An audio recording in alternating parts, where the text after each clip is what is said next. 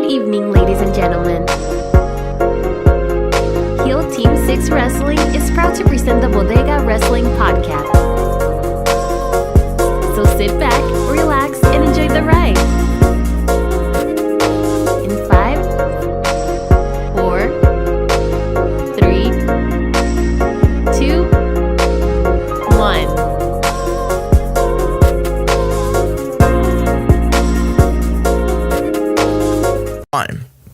Hey, what is going on? Welcome to the Bodega Wrestling Podcast. This time around, I'm having the renowned, world champion, Mr. Larkin. What is going on?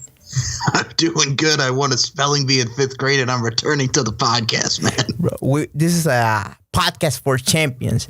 This week, we are going to be talking about returns in the world of professional wrestling and a lot of resignings. Obviously, we got to talk about the big things first. We got Roman Reigns returning to World Wrestling Entertainment, and hell, he's even advertised for a match at Fastlane. What are your thoughts on it? I got to tell you, man, I'm very happy to see him back, with what he had going on with his leukemia. Do I like the fact that, WWE using it for because, it's money and the ticket sales, and he's already got the shirts out. Of course they're good. I mean, look at what they did. They used real life stuff. We've seen it over the years with the Matt Hardy, Lita Edge thing. Obviously we've seen it with the Eddie Guerrero death and stuff but it's Vince McMahon. But as far as it being a hoax that, he didn't have leukemia, those people can just whatever. They can piss off. I'm happy to see him back. I'm happy to see him back at 100%. You know what it is, dude? It kind of takes me back to when Nikki and Brie Bella were having their feud, and Nikki Bella tells Brie, "I wish you died in the womb," and then a couple months later, they're back together, and it's like, "Oh, but sisters fight," is how they explained in the story. Right? And I'm like, you just wish that your sister died in the womb. Now, me equating it to real life, Robert, if my, brother, sister, what have you, would said that to me, a family member, I would not want to speak to that family member ever again. Write him out of your life. But they're trying to get the Shield going back into the fray now with Dean, because he looks to be on the outs after WrestleMania. They have the Shield coming back, so Dean is going to go back to being a babyface. And I'll be honest with you, in his latest heel run, wearing the gas mask and everybody's all disgusting, blah, blah, blah. It was what it was, but I think it's they want to have the feel-good moment with the Shield. As far as Fastlane goes, because you said he's advertised for the Fastlane coming up, there's so many things that they could do. They could do Roman Reigns, Seth Rollins, Dean Ambrose, and Braun Strowman against the new faction of Baron Corbin, Elias, Drew McIntyre, and Bobby Lashley. They could do something like that, but I think that's the way you have to go with it, because put him in a tag match. Roman doesn't go in there just doing singles. He has other people to feed off of, so you could do something like that. But all in all, I'm happy for him. I think the dude works incredibly hard, and it's good to see him back. Yeah, it's happy to see him back and being healthy and stuff along those lines.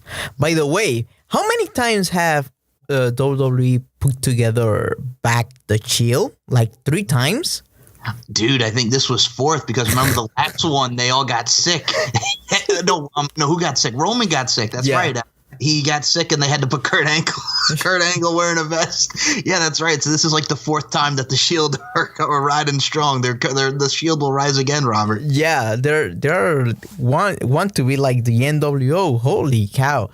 So, doing a follow up to a former story we talk about on this show, New Japan Pro Wrestling during the very beginning of this month, they were having problems with the visa. However, during last night, they were able to officially get the whole thing resolved, and obviously they're gonna be able to bring a lot of their talent back to the States for the New Beginning US tour that it is gonna be taking place on January and February, if I'm not mistaken, obviously next year. And obviously they have a lot of stuff planned ahead for the invasion in the United States of America. Any thoughts on that? Personally, I think it's wonderful. I'm happy to see that it's back in the mix. I know our resident switch babe herself, Miss Courtney Summers, is very excited about that as well. You got the likes of Jay White, the Tanahashis, the Los Ingobernables de Japón with Tetsuya Naito and more, the Bullet Club. It's going to be very interesting to see, have them expand more within the United States. So I'm very happy that everything's all resolved and we get to see more New Japan action for, pro wrestling in general, man, for the New Japan fans and pro wrestling fans and all in all, Robert. Okay, good. So let's talk about someone who left Impact Wrestling. Kali Conley is no longer part of Impact Wrestling. He just tweeted about it. He was with the company for 3 years. This guy, I know, he's able to work good in the ring, but he didn't have that thing, that it factor. At least it didn't translate that much on television, and obviously the creative didn't have anything for him, and they let him go. Any thoughts on that? I think the last time I remember seeing them is when they were with Eli Drake feuding with Joe Hendry, who now is no longer with Impact, Grado, and the Katarina thing. As far as Caleb Conley, I think he's an exceptional talent. We've seen that. Him and Trevor Lee as a part of the Cult of Lee. As far as where he goes now, I know Trevor Lee is in NXT. I could see Caleb Conley and adding him maybe to NXT at 205 Live. The Hardys are there, and Matt Hardy also just returned, so he's no longer broken, Robert. He is a part of the Hardy Boys now. Yeah, I saw him. Holy cow. I mean, I'm happy to see him back, and he looks in very good shape, but I'm just like, they completely dropped the Broken Woken. Okay, whatever. But that also ties in because they're very good friends with the Hardy Boys, and I think they want to do more of those Hardy, like Broken Hardy shows that they're doing at the Hardy compound, so we can see Trevor Lee and Caleb Conley involved in that. But I can see Caleb Conley going to NXT or 205 Live. I think he adds a lot with his high-octane aerial assault action. But as far as him and Impact, yeah, he really didn't have it as far as the mic goes. He did shine on his AML confrontation, that Twitch show they did, because he's their champion over there in North Carolina. But I mean, again, he really didn't have it as far as the promos go, but he can work. Very good wrestler. Yeah, he can work. By the way, I'm started like laughing because I remember, last year everybody saying to Impact Wrestling, you must give the broken gimmick for free to the millionaire Matt Hardy, because it is gonna be the hottest thing in professional wrestling in the universe, and blah blah blah. And when they brought that gimmick in, it was basically dead on arrival. They had like 2 stuff with Bray Wyatt, and that was it. Like, one thing that I was talking to you last night. Yeah, there is something called translation. You cannot pretend for something that works in one place to work the same in other promotion. It doesn't work like that. You have to be the most like a special entity on the planet. Hell, even the NWO suffers some of that backlash. So it is what it is, right? Any thoughts on that? Oh, yeah, I'll add to that. I remember when NWO came in 2002, they brought in Hogan, they brought in Kevin Nash, they were the lethal dose of poison that was going to kill the WWF. I'm going to kill my creation, Vince McMahon. It failed because I remember they brought in Shawn Michaels. They made Booker T a member of the NWO. Big Show was a member of the NWO, which, don't get me wrong, because from WCW, they were legit members, but it's like Booker T made no sense because with WCW and the history there, Booker T was Harlem Heat. He was the babyface. He was against WO, and it's like, what the fuck are you doing? But anyway, I digress. Then here comes Matt Hardy. They settled with him and Ed Nordholm at the airport. Then he comes in, he's doing his They were hugging it at all. They were hugging. They were the best friends ever. I know Chef was very happy when he saw that picture. Okay. Matt Hardy and Ed Nordholm were all smiles. It was wonderful. So Matt Hardy comes in. He does the thing with Bray Wyatt. Well, he was like half Hardy, half broken because of the lawsuit that was going on. He's teaming with Jeff. Then he's woken and he's feuding with Bray Wyatt. They do the match at the compound, and then Bray Wyatt helps him out at Mania. They're a tag team. They win the tag titles. Matt Hardy gets hurt. Matt Hardy gets the green light to return, and now it's back to the old Matt Hardy of the Hardy Boys. He's no longer woken or broken, but he's doing delete, Robert. He's doing delete. He's back to being half woken, half normal Matt Hardy. Holy shit. Does he even knows what he is? Holy cow. Well, the thing is, man, I'm sorry, but I just wanted to mention this, because you talked about translation, and I mean, I loved what they did in Impact Wrestling with that. I know some people didn't, and I know some people did, which is totally fine. I thought it was unique, but when he came, kind of like it laid a fart in church, man, because I remember watching the Ultimate Deletion with him and Bray, and I'm just like, it's not the same. You know what I'm saying? Like, remember in 2016 when they did the Wyatt family in the New Day, because the Hardy compound was so big, the Final Deletion, they had the fight at the Wyatt compound. I'm like, it's a nice try, but it's not. It's not the same. Yeah. Exactly. Yeah. Let's talk about Impact Wrestling to finish this show. There's a lot of notes on Impact Wrestling. First, we got Falaba signing with Impact Wrestling. Hell, he even did like a thing or like reading to kids and stuff on schools and stuff along those lines. And Chef was very happy about that.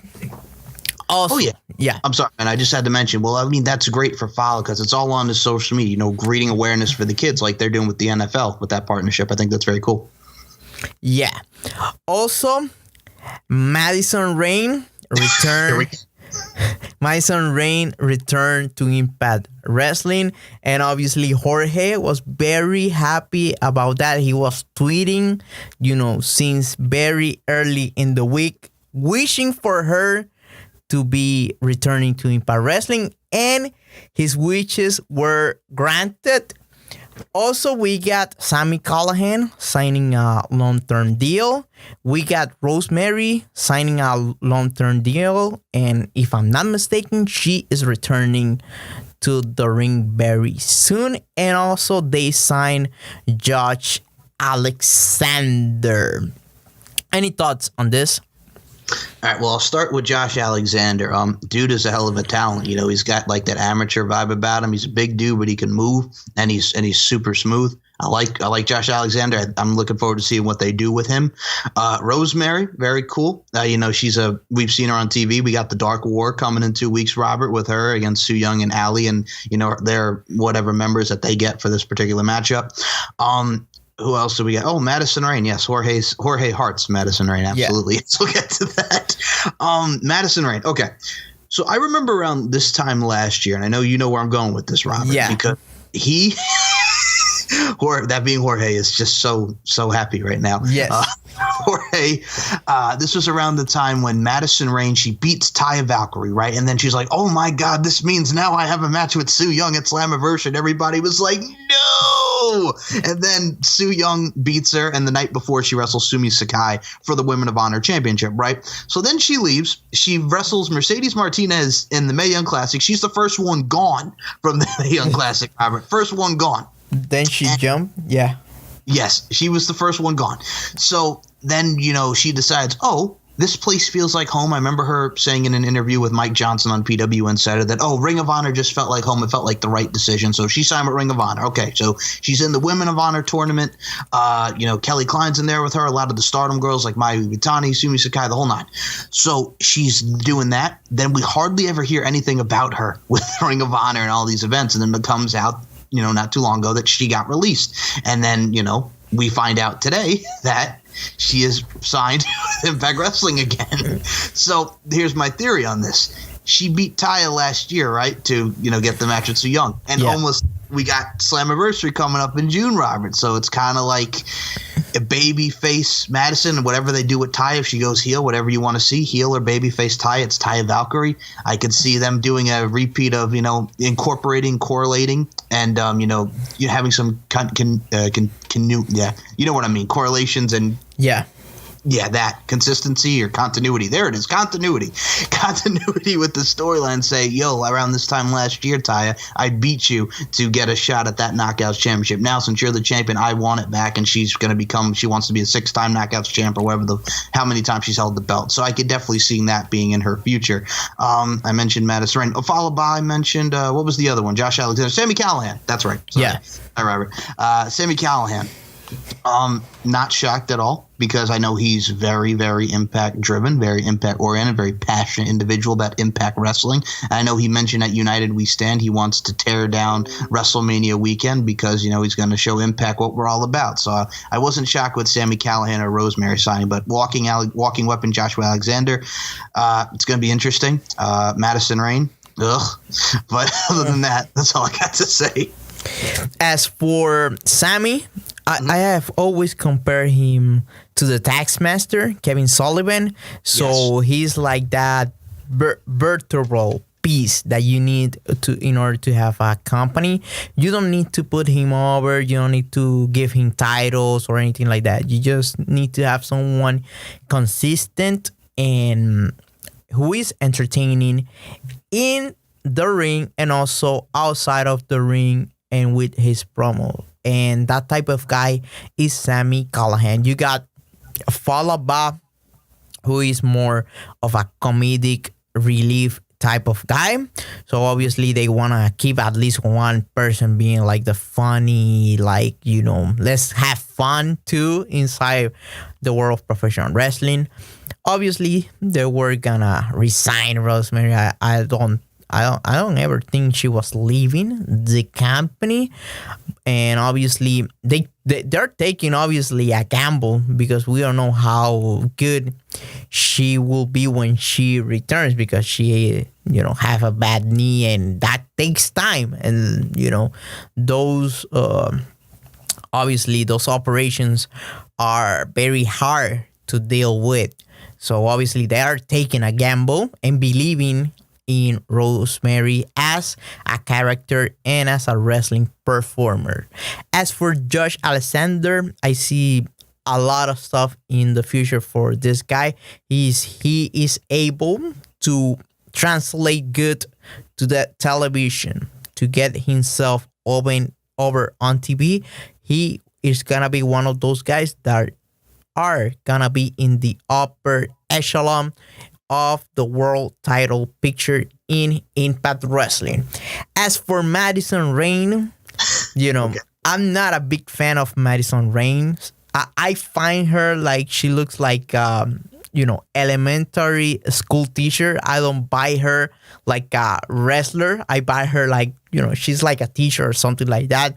However, my man Jorge is very happy for her being back on Impact Wrestling. Therefore, I'm happy to see my brother Jorge being so happy and so passionate and larking, as you were saying. If Impact Wrestling were to book Madison Rayne versus Taya Valkyrie at Slammiversary, I'm sure Jorge will be buying a ticket to go to that show and be on the first rope. Anything? Yeah. I got something to say to that. What if now all he needs to have on the cherry on top is for Alberto El Patron to come back in that door? Yeah. Bro, that could be a double-headed. Alberto El Patron versus Johnny Impact and Madison Rayne versus Taya Valkyrie. Think about that. It's just the top matches, man. Hey. Yeah. By the way, I meant to ask you because we were talking about Falaba. Yeah. Do we know the status with KM yet? I don't know. I hope they sign him to be out of the guys that they have. He's one of those guys that he got the size. He is good on the microphone. He can translate not only as a wrestler but as a character. I think, he complements Falaba, but I think KM could be a single star. If they put that rocket on the guy, he is gonna make it to the top. However, you have to dedicate to the guy. I see a lot of potential with the guy. And the same with Falaba, former partner, Mario Bocara. Mm-hmm. Is one of the select few wrestlers that comes from the Balkans. The majority of wrestlers either comes from the States, from Canada, Puerto Rico, Japan, Mexico, or the UK. But that side of the world, that lower like European side, doesn't get that much love when it comes down to professional wrestling. However, you might be able to get that foot on the door with a guy like that, who, by the way, who is also a legit athlete. He's not like only a professional wrestling. He does MMA on his side. Obviously, he have a unique look. The way he looks, he doesn't look like any other wrestling where you see his face. You look like you. This dude looks like European, but it looks different because he's from the Balkan, and also the way he dresses to the ring with the Croatian flag and his wardrobe very similar to a MMA style, obviously with the pro wrestling things on top of it. So I would love to see them, resigning KM, getting a plan with the guy. And also I would love to see Mario Bocara being back. That might be something very interesting, seeing, Mario Bocara returning and seeing his partner with another partner. He's gonna be jealous. Just be a fantasy book, and I like that, Rob. By the way, before we even get, because we got United We Stand to talk, but can we talk about the other news that happened that's kind of Impact related, Robert? Yeah, go ahead. Okay, so fans, he's back. He's JEFF-JARRET. Jeff Jarrett and his company Global Force Entertainment filed a second amended lawsuit against Impact Wrestling and its parent company Anthem. An amended lawsuit brought on by Impact's admission that they have deleted the master tapes of the 16 hours of Global Force Wrestling Amped, the Jarrett TV series that he independently produced before returning to Impact after Anthem seized control of the company from Dixie Carter in early 2017. So that's the latest in the lawsuit, Robert. Jesus, I'm obviously, since I was on a lawsuit last year, that took a lot of money away from me, and it didn't end up, being resolved on anything. I don't see why would you waste so much money on it? I know, you got the tapes, you pay for it, and you have the originals. You gave the originals to Anthem, and Anthem deleted them. They deleted them, and they admitted that they deleted them. So that, they basically already took the L on that one. However, it is easier for them to settle the whole thing out of court, do, some type of deal, and get it done with. It is very interesting. Anthem didn't have the balls to go to court versus Matt Hardy. Mm-hmm. However, they had the balls to go against the founder of the company. When you think about it, you like what the hell? Some stranger, you're not gonna sue him, but the guy who put this whole thing together and make it work, yeah, you're gonna sue him. It is I'm not happy. I'd rather have them just settle out of court, get this shit done with, and move along. Jeff Jarrett is even doing stuff on WWE and stuff along those lines. So, well, you know what it is too. Yeah. Like the theory is we did see Jeff Jarrett against Elias and him putting over Elias, and I got to tell you that really bombed because it's not 1995 anymore. That audience doesn't know With My Baby Tonight, Jeff Jarrett and the Roadie, and he was what was funny about it, Robert. It's he's half Jeff Jarrett, double J, and half Slapnuts Jeff Jarrett, which is okay, but anyway, I digress. What was interesting about it is too. It's my theory is because WWE does a lot of those WWE 24 documentaries, and a lot of people that were in GFW are in that roster. The Kurt Hawkinses, the Bobby Roods, the Club, the Luke Gallows, and Carl Anderson, and Jeff Jarrett as well. So I guess if they want to do a documentary on Jeff Jarrett, a WWE 24 special, maybe Jeff Jarrett wants to include that GFW footage. Yeah, the originals, the good, the great, the big quality one. I get your idea. But I'd rather have them just settle this shit out, and I agree. Don't keep this type of stuff rolling because obviously there's people that are not gonna be in favor of or against Impact Wrestling and whatever, and those sort of people like to make things seems a lot worse than they actually are, and they could keep recycling that same news over and over and over and over and over again. Agreed, man. But yeah, now this is where, are you ready to talk about United We Stand, what we got coming, Rahway, New Jersey? Yeah, we got, first things, we got announced this week that we're going to get LAX with Conan versus Loki and Pitbull Sicario. What is his name on? Oh, Ricky Martinez. Ricky Martinez, yeah. Pitbull Sicario. And also, we're going to be having, let me take a look for a second, Ultimate X match. Which one is going to be on it? I got like, Jesus Christ. I got it. Rich Swann. Pull it up. So the Ultimate X is Jake Chris, Dante Fox, Cotto Brazil, Pat Buck, Platinum Pat Buck, Jack Evans, and we still have one more competitor. Rich Swann is taking on Yamato for the X Division Championship, which Yamato is a Dragon Gate talent. We have it's Team Impact versus Team Lucha Underground, as it's Brian Cage, Moose, Eddie Edwards, and Johnny Impact versus Drago, Daga, Aerostar, and King Cuerno. We have, well, I don't even know if we have this, Eli Drake versus Tessa Blanchard in the intergender match. Does he like not want to fight Tessa Blanchard? What's the dealio with that? Yeah, I don't know what the hell's happening with that, because it make it seem like Impact was not on a single page. It looks like that. Like they put the match together on paper without actually telling Eli Drake about it, or maybe he's using that just like a storyline. Yeah, like a storyline. All right. Yeah, then the other matches we have are Monsters Ball, Sami Callihan versus Jimmy Havoc, and the main event, the Extreme Dream match between Lucha Brothers and Rob Van Dam and Sabu. That is the card right now. Okay. What do you think, man? I'm gonna watch the show, but not when it airs. I do have the sour taste of them, first announcing one thing and then announcing the other thing without actually some sort of explanation, like a bait and switch.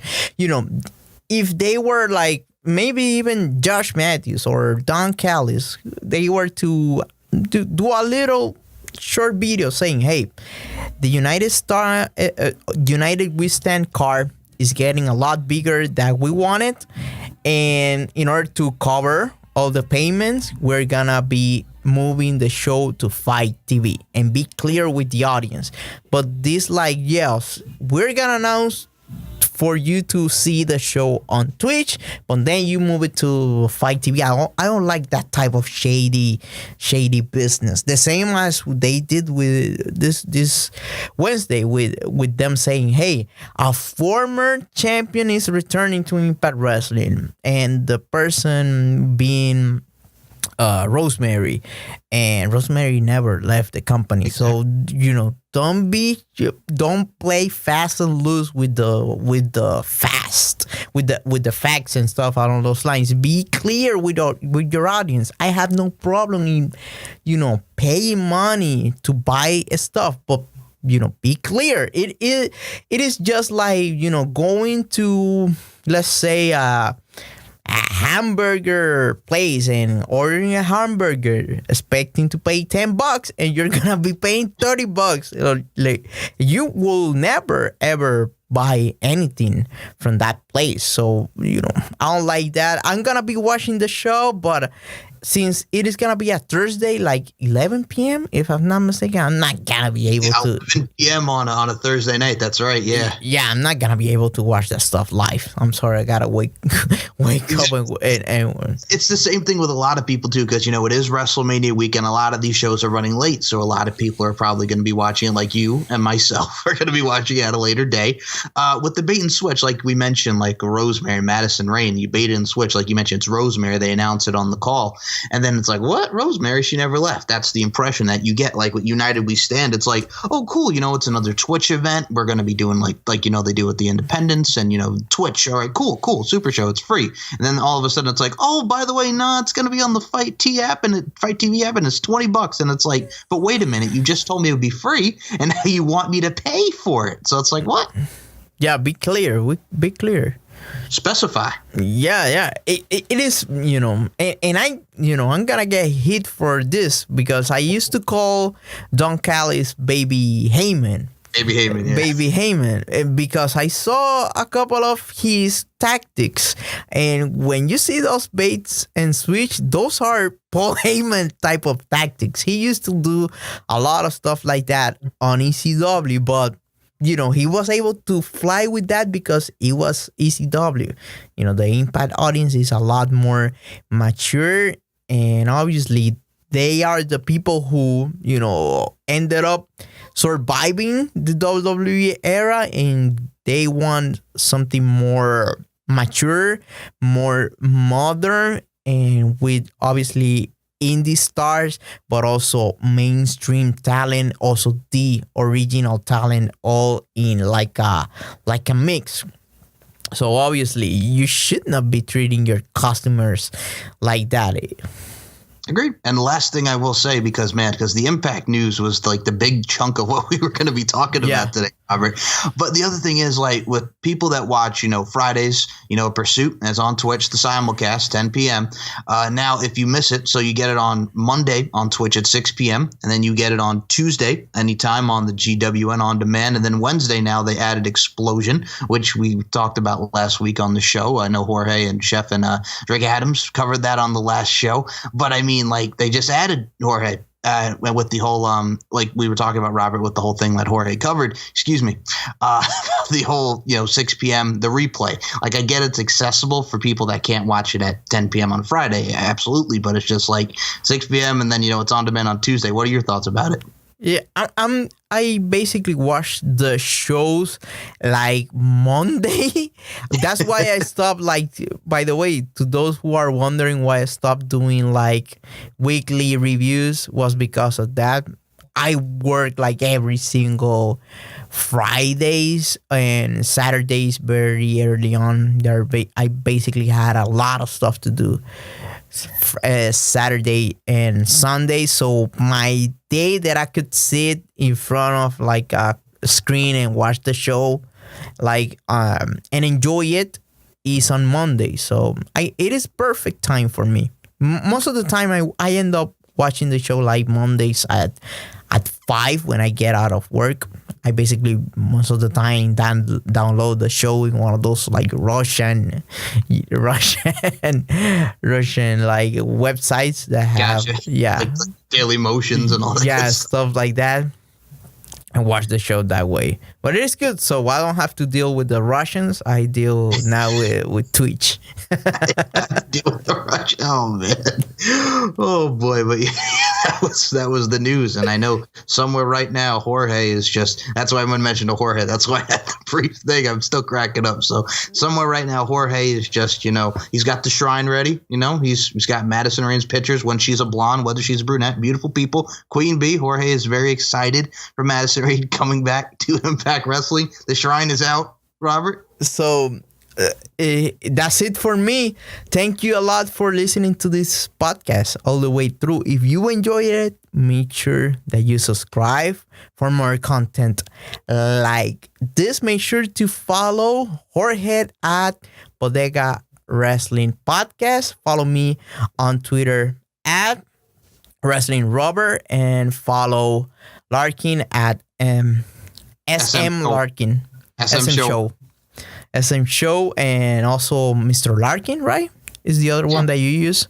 Okay, so if anybody wants, it's simple. It's at SM Show 1 or at MCL92. Very easy guy to find. I'm happy to interact with you. Yeah, he's posting porn all day on those accounts. So that's it for me. Thank you a lot, and we will see you next time. Goodbye.